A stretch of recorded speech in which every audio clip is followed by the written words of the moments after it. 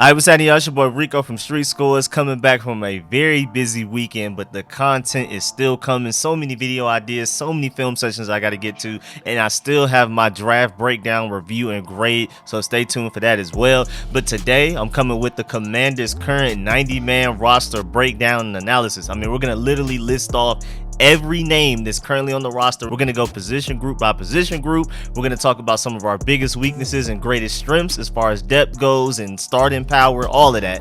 And also, do we have a lot of depth for injury scenarios? Because the past few years, you could say that our starters were really good across the board, you could argue, but after some guys got hurt, it got ugly for certain position groups, and for other position groups, when players got injured, it's like we didn't lose a step. So how much further have we come as far as contingency plans go, depth-wise? Is linebacker truly our worst position group? Is that the one we need the most help with in free agency? Is the offensive line truly our best position group? Maybe it's wide receiver. May secretly be another position group. And we're going to dive into all of that and more. But before we do, make sure you subscribe to the channel, hit the bell next to the subscription button so you get a notification immediately. And every time I release an informative and opinionated video just like this one. Again, endless content coming, film sessions for all of y'all, especially my channel members. Y'all will be getting all of them, even some of the undrafted free agents, whereas everybody else, I'm gonna try to get them at least a couple of them. We'll see though. Like, I would like to get like a Sam Howell one done where everybody can see, but like undrafted free agents like my boy Armani Rogers and 7th round pick Chris Paul, things like that will definitely be for channel members only. Those will be the raw and edited ones. And again, be on the lookout for my draft breakdown, review, and grades, and so many video ideas I gotta talk about. Of course, I got to talk about this RG3 thing where he said we were Super Bowl bound. I'm gonna break down why and why not. We are Super Bowl contenders this year. I got to break down the offensive line. We secretly have a really good offensive line. I have advanced statistics to prove it. We also got to talk about Jack Del Rio blaming the terrible 2021 Washington Commander defense on DBs missing OTAs and things like that. So I'm gonna talk about that in later videos, but today we're focusing on the 90-man roster breakdown. Without further ado, let's get it.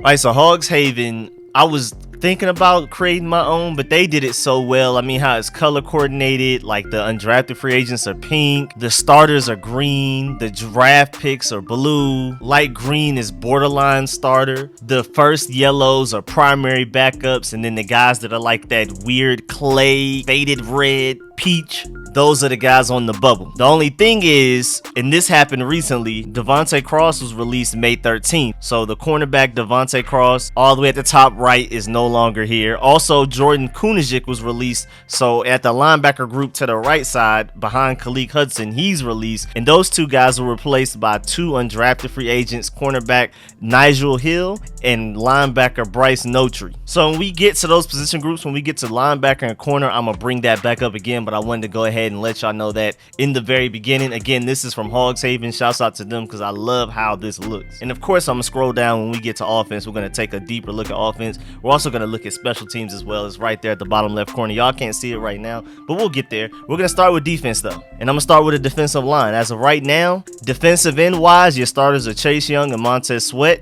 Your borderline starters are James Smith-Williams, F.A. Obata, that we brought in an ex-Carolina guy, an ex-Panther, an ex-Rivera Panther. So, you know, that makes so much sense. And then your backups are technically William Bradley King, Bumi Rotimi, Casey Tuhill, and Shaka Tony. And then you also have Jacob Panasweek, who is an undrafted free agent. And those are all of your defensive ends. And that's a solid group right there. I mean, as long as Montez Sweat and Chase Young do what they need to do, that's a great group. I feel like F.A. Obata was an underrated signing.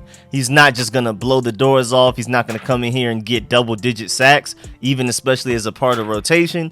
But he is a nice depth piece. And James Smith-Williams, I'm not super high on him, but the organization loves him because they feel like he can play interior and edge depending on if there's an injury or wherever we need him as part of the rotation. So as long as Chase Young and Montez Sweat come back, our defensive end group should be really good, really solid, especially with the star-studded starters at the front. Then interior defensive line-wise, of course, your starters are Daron Payne and Jonathan Allen. We'll see what's going on with the Daron Payne contract situation that's coming up. Like, are we for real not going to pay him long-term? Are we really just going to let him walk for for a 3rd round compensatory pick, or we're gonna end up trading them somewhere around the trade deadline for a pretty good pick. Usually the best value you can get in a trade is around the trade deadline, because that's when Super Bowl contenders are looking for impact players, certified starters, you know, guys with Pro Bowl potential or production. So if like the Chiefs or the Chargers, any of those Super Bowl contending teams realize towards the end of October they need a really good interior defensive lineman,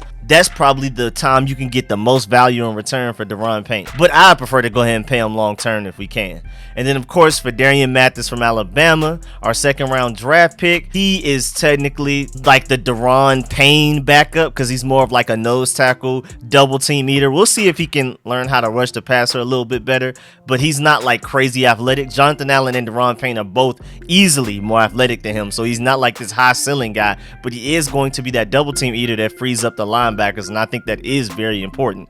And then you have Daniel Wise as your technical direct backup, and then David Bada, who's part of the International Player Program. So he technically, I'm not sure if he even counts as taking up a roster spot as of right now.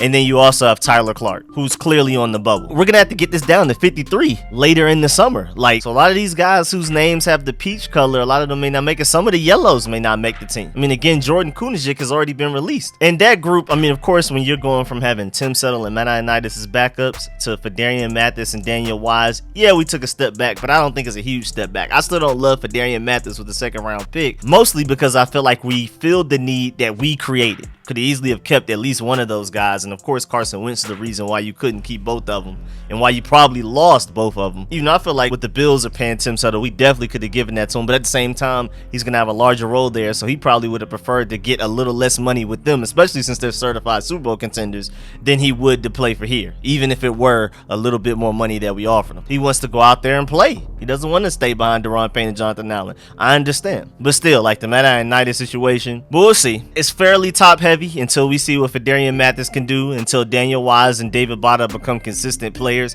But I like our defensive line. I like the interior. I like the edge rusher, everything. I'm not worried about those positions.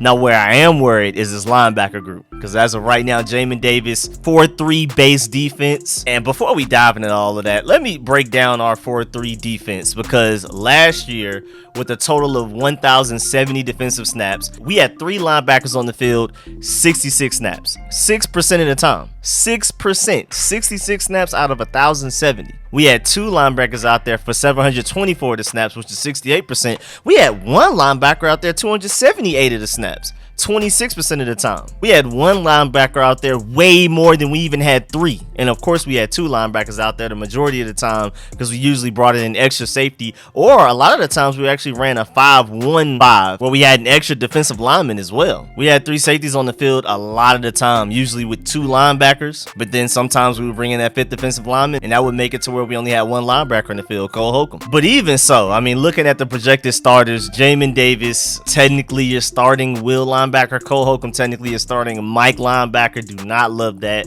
And then Khaleke Hudson is technically a starting Sam as of right now. Like, is that how that goes? Is that what we're doing? Now Bryce Notary is the direct backup to Khaleke Hudson. I mean, technically, really, we honestly only have 2 linebacker positions, and you can argue it's out of need. Like, we don't run 3 linebackers because that's just less guys that know how to cover well, and we ran 2 linebackers because we just couldn't run 3. Not necessarily because we wanted to run 2 linebackers, but we just didn't have 3 good enough linebackers for it to be worth it. At any given point in time, having 3 linebackers on the field, we never had our best 11 guys on the field. Ever. So it's kind of back and forth. Do we not run 3 linebackers because that's what we prefer to do? Or is that just because we can't?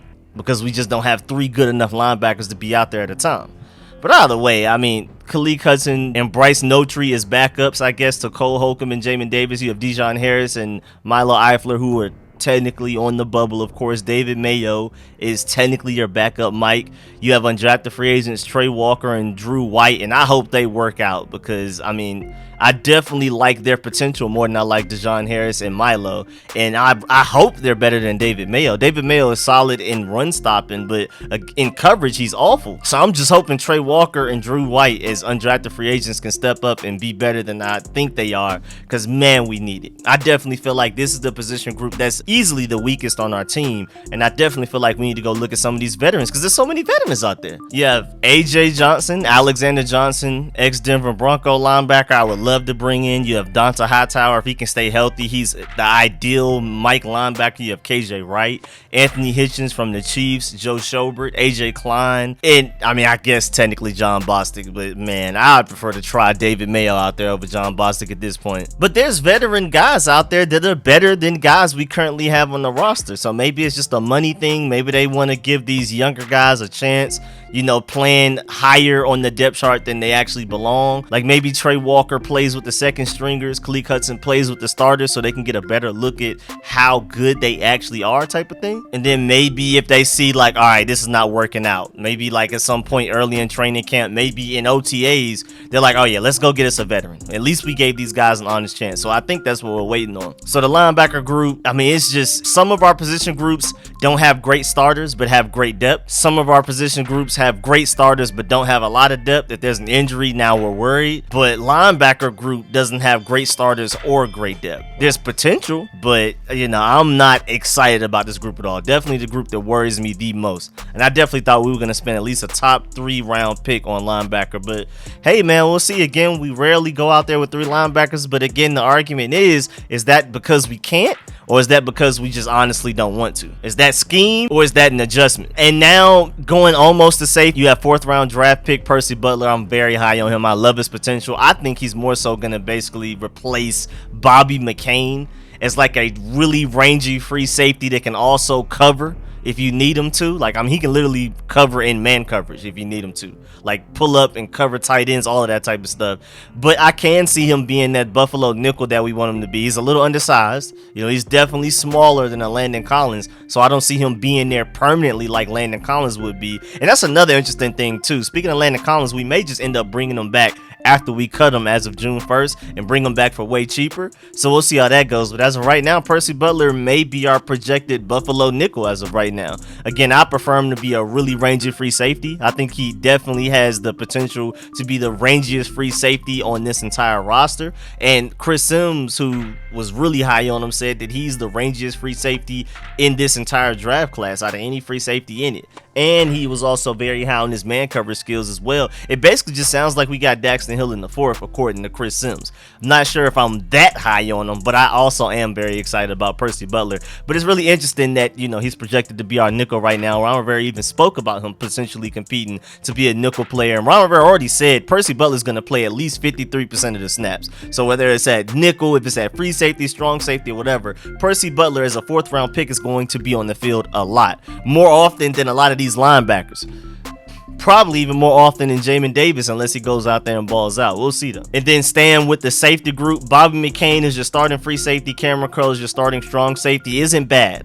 I'm very high on Cameron Curl, and you know, I'm not high on Bobby McCain, but I am higher on him than a lot of fans are who feel like he's just absolutely terrible. I feel like the contract that we just re-signed him to was very good value, and he started to figure it out the second half of the season, just like Landon Collins. I mean, he wasn't as good as Landon Collins the second half of the season, or William Jackson just started to figure it out second half of the season. I think it was more so on Jack Del Rio than the players, but still, I feel like Bobby McCain was actually pretty decent and playable at the end of the year. I wouldn't consider him really good, but he wasn't terrible the second half of the season, so I'm cool with him starting if he's got to.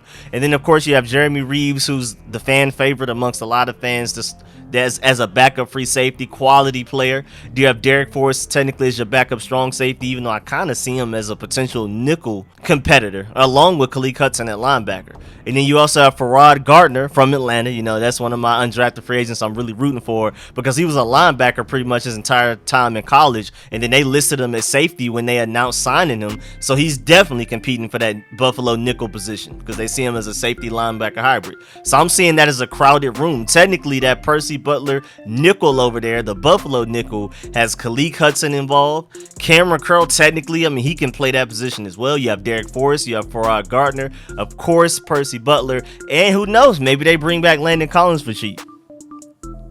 Again, I think they just want to take a really nice look at all of these guys before they go and get veteran free agents.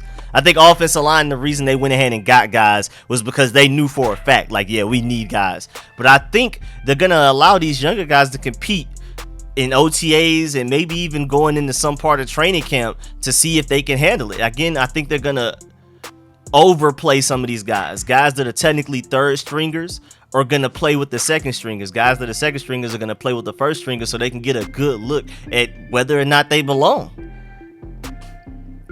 There's no point in playing Khaleke Hudson with and against the backups all training camp. You got to play him with the starters at some point to see if he could potentially be a starting linebacker or a starting Buffalo nickel. I definitely think they're going to do that all across the board with a lot of the young guys before they go and get guys in free agency. Remember, AJ Johnson is still out there, man. I really want him at linebacker, but I don't think they pull that trigger until they know for a fact that we really, really need help at linebacker. Again, of course, looking forward right now, looking into the future, I think most of us feel like we will need help at linebacker, but I think Rivera and company want to see it with definitive proof to make sure that these guys haven't improved mightily over the offseason. I doubt it, but you never know. There's a chance. And then cornerback-wise, your starters are William Jackson III and Kendall Fuller. I like that group. That's solid. I also really like Benjamin St-Juste as a backup. I think that's solid as well. I'm excited about him. I mean, he played really well before the head injury, the concussion injury, the mysterious injury that kept him out like the majority of the season.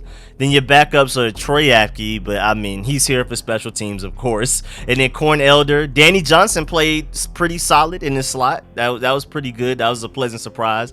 And then you also have Nigel Hill instead of Devontae Cross. Again, remember that. Devin Taylor and Josh Drayton. And then, of course, last pick of our draft, second, 7th round pick, cornerback Christian Holmes is also there as well, the rookie. And this is a pretty solid group. I mean, of course, if we can somehow get James Bradbury for very cheap, I would love to. But for the money that he's probably asking for, it doesn't make any sense for us because Kendall Fuller, even though he was elite in the slot before he went to the Chiefs, he's definitely looked better outside to me than he looked in the slot since he's been back here. And so he's more so an outside corner, and then that would be 3 outside corners, and it's like, when do you play all 3 of them? Even though Kendall Fuller can play a little bit of safety, he's pretty versatile like that, but William Jackson and James Bradbury are strictly outside corners. You don't want them in the slot, you don't want them playing any type of safety. They're just strictly outside corners, and then you would just try to figure out what to do with Kendall Fuller, and he's getting paid too much money to basically be part of a rotation. That man needs to be on the field as much as possible. But yeah, overall, defense-wise, I like this group. Linebackers are our biggest weakness, but we have guys with potential. It's not like it's just completely abysmal and there's no potential there. I feel like we brought in some decent group of undrafted free agents that may be able to compete, but I think ultimately we're going to end up signing at least 1 or 2 veterans before training camp is done because it looks like we're going to need help. To me, it looks like we're definitely going to need help at that spot,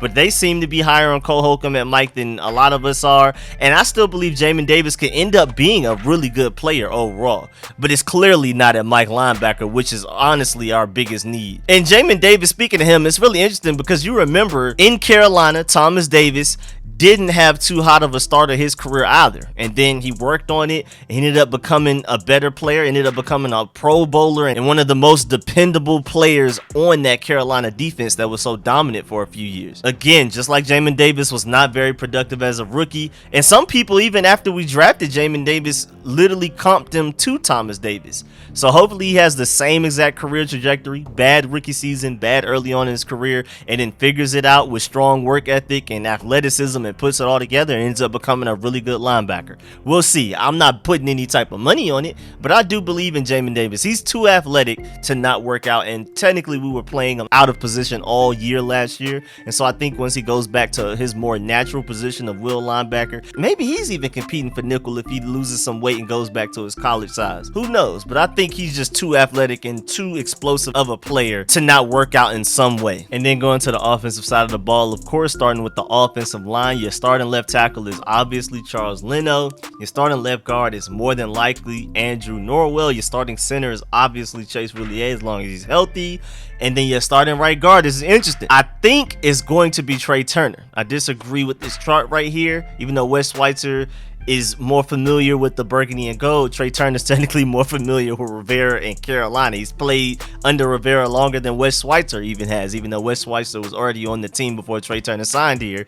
But Trey Turner, I believe, was brought here to start. Plus, the most important factor, and the final factor I'm bringing up, but I think this is the main reason Wes Schweitzer will be the backup, is because he's such a quality backup. And it sucks for him. It's the reason that they prefer not to start him, because he's such a quality back. He can plug and play at left guard, center, or right guard, and he can literally plug and play at either of those positions very well. I like Wes Schweitzer as a starter, honestly, but Trey Turner and Andrew Norwell, I don't see them stepping in at center if we have an injury there, and I'm not exactly sure if they trust Tyler Larsen enough to play him there over Wes Schweitzer, honestly. So even though Wes Schweitzer is a good to really good guard in my opinion, especially in the run game, I think they prefer to keep him as a backup because he can play multiple positions no matter where there's an injury, whereas Trey Turner is pretty much only a right guard, maybe a left guard. So it sucks for Wes Schweitzer in that way, but it is what it is. And I mean, at the end of the day, he's always going to be on this team as long as he's not asking for crazy money. That type of versatility, you know, that position flex that they preach, that's going to allow him to have a very long NFL career. So that's the one positive to it, but of course the one negative is that they prefer him as a backup because if there's an injury, they'd want him to plug in wherever that injury is. And then of course you have Samuel Cosmi starting at right tackle. I think he's only getting better. And then I guess your best backup, other than Wes Schweitzer, of course, is Cornelius Lucas out there, who's basically our swing tackle. I like him a lot. So I think our offensive line is our strongest position group. I think definitely. I mean, we'll see what the defensive line looks like. We'll see what that safety group looks like, and the wide receiver group and that tight end group honestly has something to say about it as well. But this offensive line, I'm already working on a video on how our offensive line is going to be a top 5 offensive line once again this year. Remember, it was last year, and they was starting to get it together the year before that. And I think this year, even after trying to replace Eric Flowers and Brandon Sheriff, we will still continue to have a top 5 offensive line. Look at the depth, man. Look at the depth. Cornelius Lucas is a backup swing tackle. He can start for us. He actually did start for us quite a bit last year, and he was like our official starter the year before that for quite a bit of time. And then the guard position, Wes Schweitzer as a backup is insane depth automatically. Now beyond that, we have some questions. Of course, you have Sadiq Charles and you have Chris Paul, our 7th round pick, who I'm excited about. But I think, you know, once you work on his technique, he can be a very good depth piece. I mean, he played quite a bit of tackle in college, so technically he's tackle depth in a way, technically positional flex, but I don't think he projects well as a tackle at the NFL level. But there's experience there. Then of course you have like Zach Bailey, Nolan Laufenberg, you have Bo Benchwall, Dion Calhoun, and then undrafted free agent Tyrese Robinson. But at center, you have Tyler Larsen as your direct backup center. You have Keith Ishmael and John Toth. Again, Wes Schweitzer, I'm not sure if they prefer him at center over Tyler Larsen, but if they don't, you can have Wes Schweitzer as your primary backup swing guard, even though he technically could start at center as well. And then you have Tyler Larsen as your primary backup center. And then, I mean, we just got to figure out what's going on with Sadiq Charles, because towards the end of last season, he actually looked like he was putting it together, and he started to look like a quality starting guard. So him as depth has me very excited as well, because I remember when we drafted him out of LSU, you could argue he was the best offensive lineman on that entire offensive line that was part of one of the best offenses in college football history. I mean, he started at tackle and didn't allow people to do anything to Joe Burrow for most of the year against SEC opponents and that whole playoff run and everything. I mean, he was very solid, but it was character concerns coming out of the draft and a little bit of injury concerns. And since he's at the NFL, it's been injury concerns, but last year he actually stayed healthy when we needed him to towards the end of the last year when he started to play better. So we'll see how that goes with Sadiq Charles. That's definitely one of the most interesting stories on not only just the offensive line, but their entire team, because there's loads of talent there. Sadiq Charles has the potential to be a starting caliber guard in the NFL. He technically has Pro Bowl level ceiling, but you know, who knows if he'll ever be able to put it all together, if he can stay healthy, all of that type of stuff.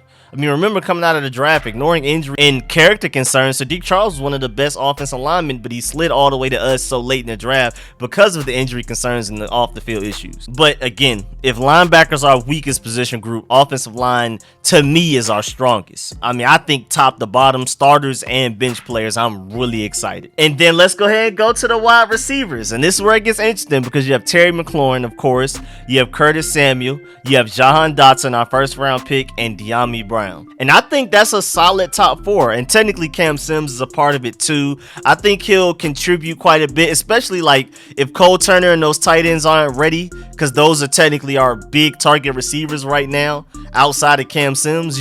As you notice, all of our top receivers, Terry McLaurin, Curtis Samuel, Jahan Dotson, are all around 6 foot tall even. They're not big targets. They're all guys that get open and separate, Dyami Brown included. Dax Milne, if you want to throw him in there at the slot as well. So Cam Sims technically is the first receiver on the depth chart with some height to him. Remember, this team viewed Drake London as their wide receiver 1 in the draft. And so since they missed out on him, maybe Cam Sims is higher on the depth chart than we think. Because again, outside of the tight ends, he's easily our best big target for Carson Wentz, who loves throwing the big targets. Remember, Colts, Michael Pittman, going back to the Eagles, Alshon Jeffrey, Zach Ertz, Dallas Goedert, those were his favorite targets. It's never really worked out with him throwing to the shorter, speedier, better route running, smaller guys. Like, it's just the separators. It just hasn't worked out very well for him. But then again, the counter argument to that is, has he ever had this good a group of guys like that? He's never had a receiver as good as Terry McLaurin in his career of playing football, ever. College, NFL, never. Terry McLaurin is going to be the best receiver he's ever thrown to. And then Curtis Samuel is your second best, maybe even your third best if Jahan Dotson is as good as a lot of us think he'll be. I mean, especially the way Logan Paulson and Chris Cooley talk about him. They feel like he's honestly going to dictate coverages more than Terry McLaurin is. They feel like Terry McLaurin is the better athlete and he can probably win one-on-ones really well. Of course, they see him as a top wide receiver, but they feel like Jahan Dotson honestly will be the guy that demands double teams more often because he's a better and more fluid route runner than Terry McLaurin, who's a really good route runner too. I feel like Terry McLaurin is one of the best route runners in the NFL. They feel like Jahan Dotson is an even better route runner than him. Maybe not a better overall receiver, but a better enough route runner to where he's going to be the one that gets double teamed, and Terry McLaurin is just going to basically be out there seeing one-on-ones. That's how high Logan Paulson and Chris Cooley are on Jahan Dotson. I may not be there just yet, but I really hope he's that good. But again, to prove my point, Carson Wentz has never had an ensemble of route running separator receivers like this before. So maybe now he'll actually be able to hit these guys. But again, going back to my point, Cam Sims, outside of the tight ends, is our number 1 big threat wide receiver target right now. So he may be higher up on the depth chart and may get more targets and more balls thrown his way and more opportunities to show what he can do than he ever has since we brought him here. Then, of course, you also have Antonio Gandy-Golden, Kelvin Harmon, and Markin McHale. Dax Milne as technically your backup slot, but the slot thing is interesting for us because Terry McLaurin can play XYZ. Curtis Samuel can play XYZ. Jahan Dotson can play XYZ, even though we'll see if he'll be permanent slot just off of the fact that, you know, he's kind of small and he has a good release, but I'm worried about him getting pressed on the outside. So to hide that deficiency and to avoid that problem, just start him in the slot. And even though, again, Curtis Samuel and Terry McLaurin are both really good slot receivers as well as really good outside receivers, Jahan Dotson is probably better suited in the slot, especially early on. Now, maybe eventually Jahan Dotson becomes your Z. Of course, Terry McLaurin is your X, and Curtis Samuel takes over the slot position once Jahan Dotson shows that we can trust him to beat press man coverage on the outside. I think ultimately that's the goal, but as of right now, I think Jahan Dotson starts week 1 in the slot, of course, over Dax Milne. And not even just because he's a first round pick, but just because Jahan Dotson should really be that good and worthy of that spot. And then, of course, Dax Milne, I mean, I'm fairly excited about him. I think him as a backup slot is really good value because I was okay with him being projected as a starting slot at a certain point. I may be higher on Dax Milne than others, but I think he's pretty solid. He wouldn't be a great slot, but to have him as a backup, I think is great value. And of course, Dyami Brown.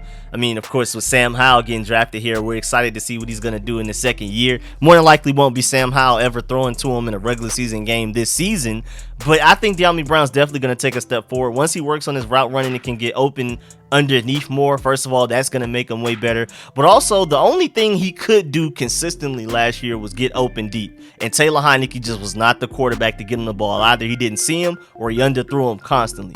And so I think Dyami Brown naturally, just Carson Wentz and even Sam Howell being on the team, it's just going to showcase his skill set way better. He's going to not look like a waste of a draft pick because now we finally have a quarterback that can take advantage of his best skill set, and that's getting open deep.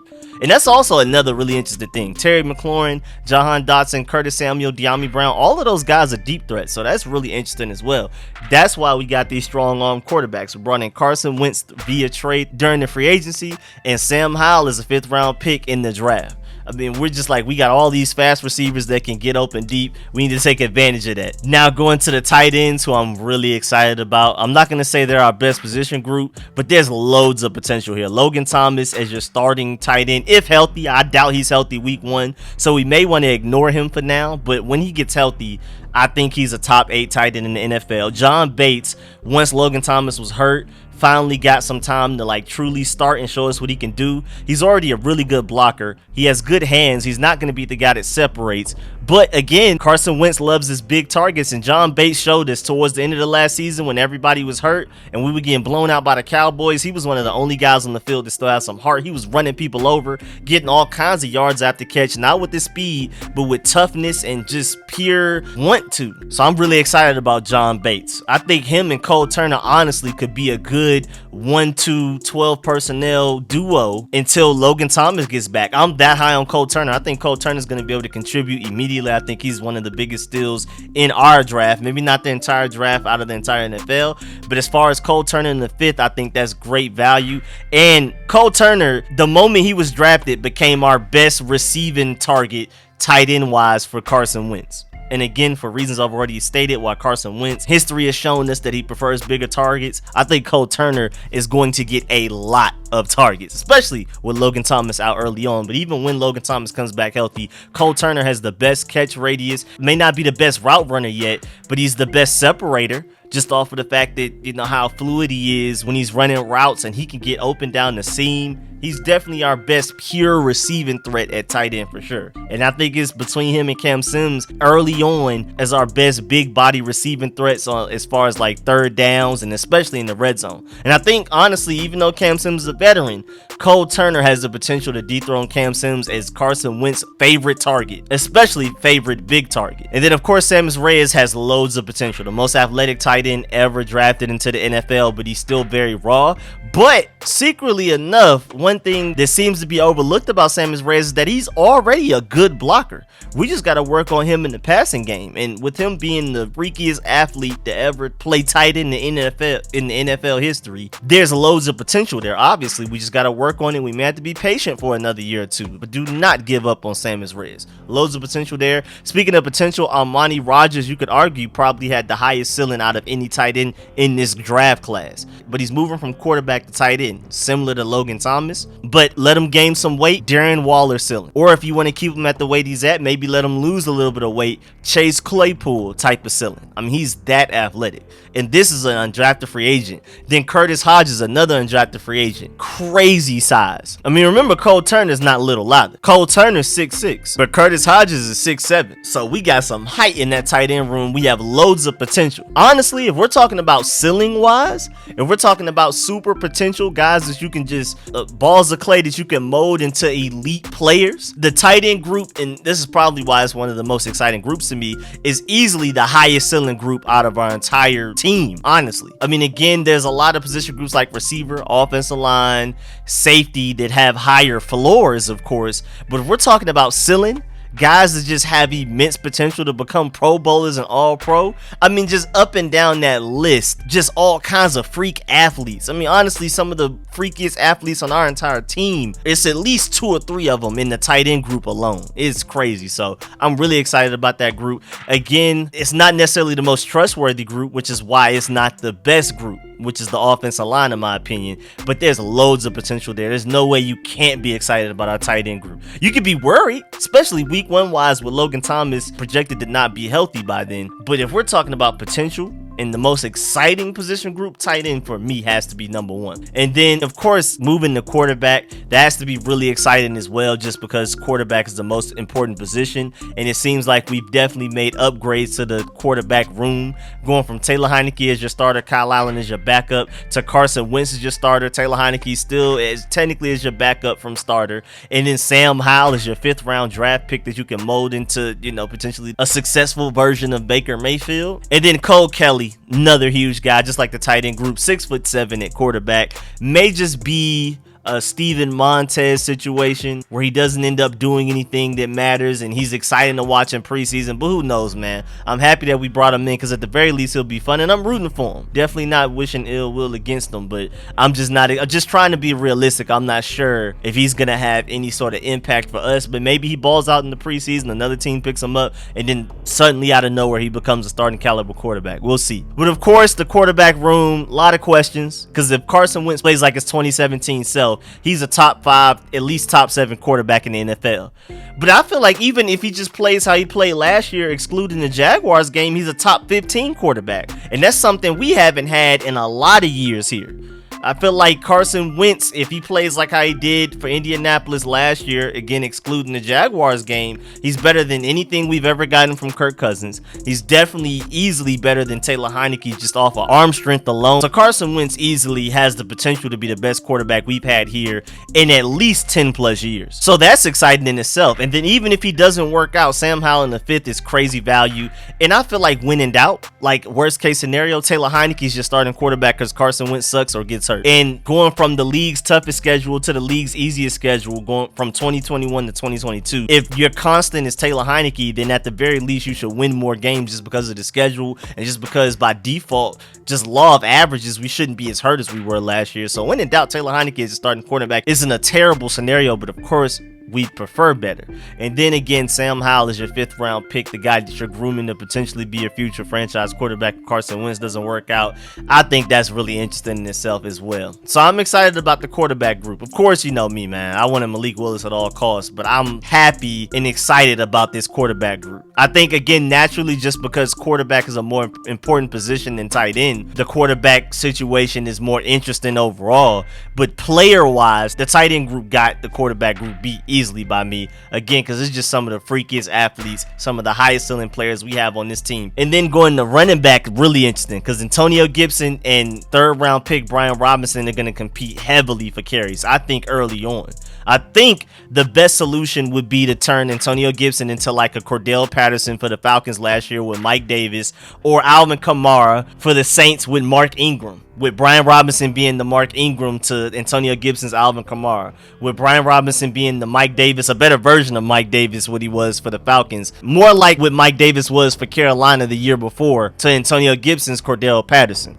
I think that would be ideal, because Antonio Gibson, I still think, has elite potential, but he's just not one of those guys that can carry the ball too often. Once he starts to get fatigued and worn down, that's when the fumbles start happening. A lot of his fumbles happen once he's just had too many carries, he's worn down, we're down in the red zone, and he's just tired, and we just didn't have another guy to go to. Remember, Peyton Barber, I wasn't that high on him, but this team was shocked when the Raiders picked him up off of waivers. They thought they would be able to release him and end up getting him back to clear a roster spot. He didn't clear waivers. The Raiders picked him up, and this team literally felt like they were panicking to an extent. Like, they really felt like they needed an early down, get that 1 yard on 3rd and 1 or 4th and 1 type of back, the goal line back. And so if they were that high on Peyton Barber's value to this team and his role, then Brian Robinson is a dream come true, because I feel like he's just better Peyton Barber in every way. So I think that's a really good pickup. 3rd round's debatable,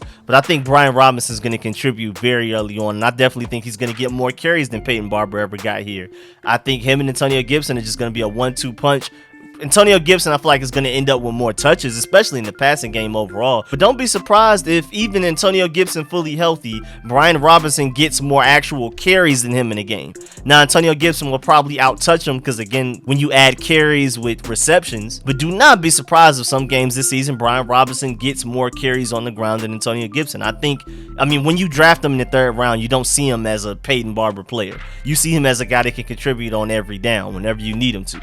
And I think, honestly, Antonio Antonio Gibson and Brian Robinson will be a 1-2 punch. And then technically your third down back is J.D. McKissic, the guy that can even go out wide if you need him to, or how he broke out that crazy wheel route with the fake that he did against the Giants for that big play after the Giants took the lead against us that helped us win. I mean, J.D. McKissic versus our linebacker is food. As long as he's not falling over his own feet for no reason like he tends to do for some weird reason, him against linebackers is food. I mean, there's just so many dynamic playmakers on this entire offense. Scott Turner really has no excuse. Unless Carson Wentz goes out there and is just absolutely terrible, there's no excuse for Scott Turner with the weapons that he has. And of course, your backups are Jared Patterson, Jonathan Williams, and Reggie Bonifant. Not our best position group, but definitely nowhere near our worst. And I'm really excited about, again, Antonio Gibson, Brian Robinson, and J.D. McKissic. That's a really dynamic group right there. I think that's a really fun group. We'll see how it goes. And then special teams wise, you have Tress Way, best punter in the NFL, obviously.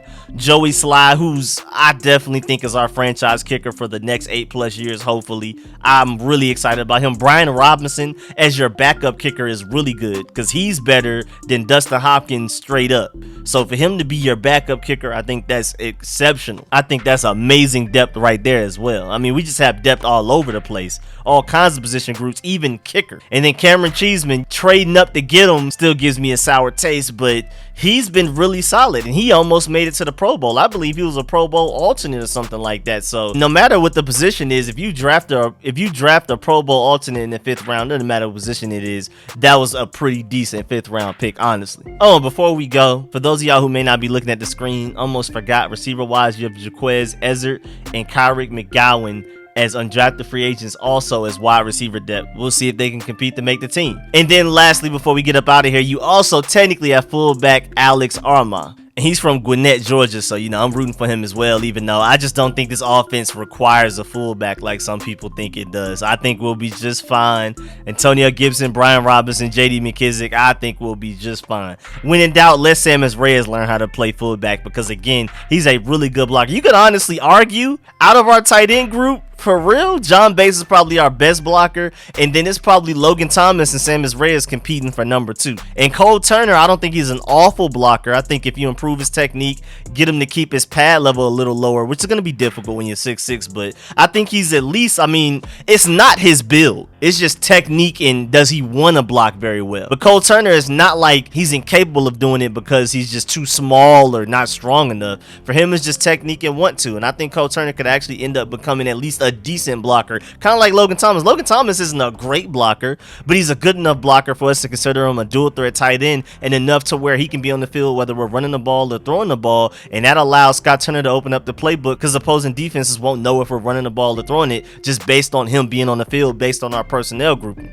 I think Cole Turner has the potential to be a dual threat like that. I think Sammis Reyes also does as well. But of course, Sammis Reyes is far more raw than a Cole Turner. Man, y'all know how high I am on Marnie Rogers. I've already talked about him several videos, man. I hope he makes his team. I really don't want us to end up letting them go. I highly doubt we keep 5 tight ends, but we need to figure something out because Armani Rogers, I mean, move him to wide receiver, you got to. I prefer to take my chance with Armani Rogers as a Chase Claypool level potential over a lot of those other receivers we have in the receiver room right now. I'm not going to lie. I do not want to let him go and he end up going to another team and balling out. I have the same exact feeling for Armani Rogers as I had with Jordan Mailata.